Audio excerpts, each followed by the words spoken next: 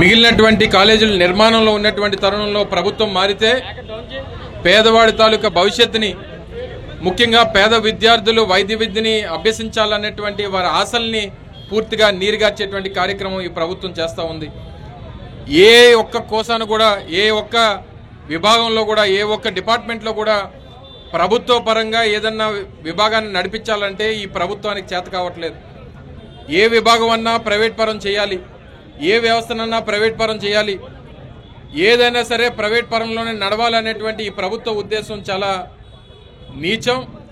ఇది కేవలం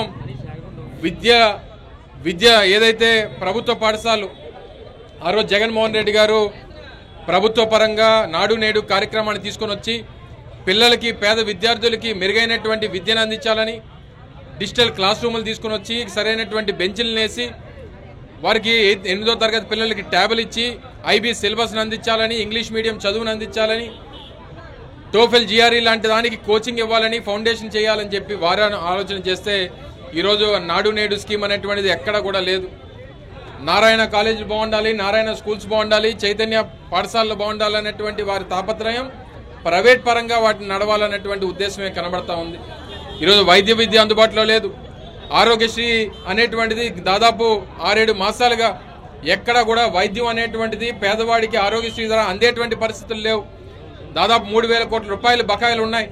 fee reimbursement ద్వారా 5,000 కోట్ల రూపాయలు రాష్ట్ర వ్యాప్తంగా ఏదైతే ఇంజనీరింగ్ కాలేజీలు కానీ, డిగ్రీ కాలేజీలు కానీ వారికి అందించేటువంటి పరిస్థితులు లేవు. వ్యవసాయం యూరియా అందనటువంటి పరిస్థితుల్లో ప్రజలు ఉన్నారు. నిన్న మొన్న చూసాం, సైక్లోన్ వస్తే కనీసం దాన్ని హ్యాండిల్ చేయలేనటువంటి పరిస్థితుల్లో ఎన్యూమరేషన్ ఎక్కువగా అనకాపల్లి నియోజకవర్గంలో దాదాపు 4-5 వేల ఎకరాలు ఇటు శంకరం కానీ, లేకపోతే మన డైట్ కాలేజ్ ఎదురుగా ఉన్నటువంటి ఆవలో కానీ పెద్ద ఎత్తున నీటికి ముంపుకు గురైతే పొలాలు ఎన్యూమరేషన్ చేసేటువంటి పరిస్థితులు లేవు. ఎన్యూమరేషన్ జరిగితే ఎంత డబ్బు వారికి అందుతుందో రైతులకు అనేటువంటిది కూడా ఈ రోజు వరకు క్లారిటీ లేనటువంటి పరిస్థితులు ఉన్నాయి. దీన్ని పెద్ద ఎత్తున జగన్మోహన్ రెడ్డి గారి నాయకత్వంలో ఈ పోరాటాన్ని మరింత ఉధృతం చేస్తాం. పెద్ద ఎత్తున ప్రజల్లోకి తీసుకుని వెళ్తాం. కోటి సంతకాల సేకరణ పూర్తయిన తర్వాత గవర్నర్ గారిని కలుస్తాం. కేంద్ర ప్రభుత్వం మీద కానీ, రాష్ట్రంలో ఉన్నటువంటి గవర్నర్ గారి మీద కానీ, ఈ ప్రభుత్వం మీద కానీ ఒత్తిడి తీసుకొచ్చేటువంటి బాధ్యత వైఎస్ఆర్ కాంగ్రెస్ పార్టీ ఈ రాష్ట్ర ప్రజల పక్షాన తీసుకుంటుంది అనేటువంటి విషయాన్ని మరొకసారి ఈ సందర్భంగా తెలియజేసుకుంటూ, ఈ కోటి సంతకాల సేకరణ కార్యక్రమంలో పాల్గొన్నటువంటి ప్రజలందరికీ కూడా హృదయపూర్వకంగా కృతజ్ఞతలు, ధన్యవాదాలు తెలియజేసుకుంటూ దీన్ని విజయవంతం చేయాల్సిందిగా మీ అందరి సహకారం కూడా ఎప్పటికప్పుడు ఉండాల్సిందిగా మరొకసారి కోరుకుంటూ సెలవు తీసుకుంటూ ఉన్నాం. ఎప్పుడైతే ఈ కూటమి ప్రభుత్వం అధికారంలోకి వచ్చిందో ప్రజల పక్షాన ప్రజలను ఇబ్బంది పెట్టాలి, పేద మధ్యతరగతి ప్రజలను ఇబ్బంది పెట్టాలి అనేటువంటి లక్ష్యంతో పరిపాలన కొనసాగిస్తూ దానిలో భాగంగా ఈ మెడికల్ కాలేజీలని కూటమి నాయకుల వ్యక్తులకు అందజేసే విధంగా పీపీపీ పద్ధతిలో ప్రైవేటీకరణ చేస్తున్నటువంటి అంశాన్ని వైఎస్ఆర్ కాంగ్రెస్ పార్టీ తీవ్రంగా ఖండిస్తుంది.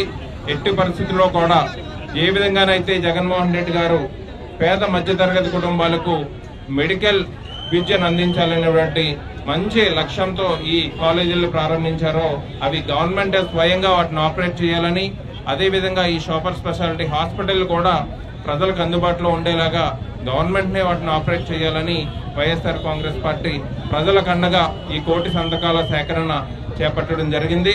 దీన్ని ఈ సంతకాలు సేకరణ అయిన తర్వాత సోదరులు అమర్నాథ్ గారు చెప్పినట్టు గవర్నర్ గారికి సంతకాలు, కోటి సంతకాలు రాష్ట్ర వ్యాప్తంగా అయిన తర్వాత సబ్మిషన్ ఇచ్చి, అదేవిధంగా సెంట్రల్ గవర్నమెంట్ మీద కూడా ప్రెజర్ తీసుకొచ్చి ఈ ఏదైతే ఈ దుర్మార్గపు ఆలోచనతో చంద్రబాబు నాయుడు గారి పరిపాలన కొనసాగిస్తున్నారో దీన్ని ఆపే అంతవరకు కూడా వైఎస్ఆర్ కాంగ్రెస్ పార్టీ పోరాడుతుంది.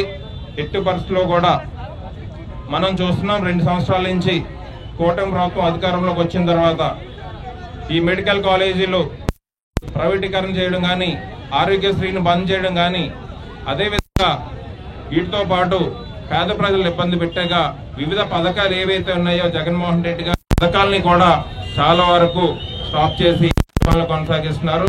వైఎస్ఆర్ కాంగ్రెస్ పార్టీ ప్రజల తరఫున అండగా ఉంటూ రానున్న 3 సంవత్సరాలు కూడా ప్రజా వ్యతిరేక కార్యక్రమాలు ఏం చేపట్టినా కానీ ఒక్కడికి కూడా వెనక్కి వేయకుండా మా నాయకులందరమీ ప్రజల తరఫున పోరాటానికి సిద్ధంగా ఉన్నామని తెలియజేసుకుంటూ ఈ కార్యక్రమాన్ని ఇంత విజయవంతంగా చేసినటువంటి అనకాపల్లి నియోజకవర్గ ప్రజలందరికీ ధన్యవాదాలు తెలుపుకుంటూ సెలవు తీసుకుంటున్నాను.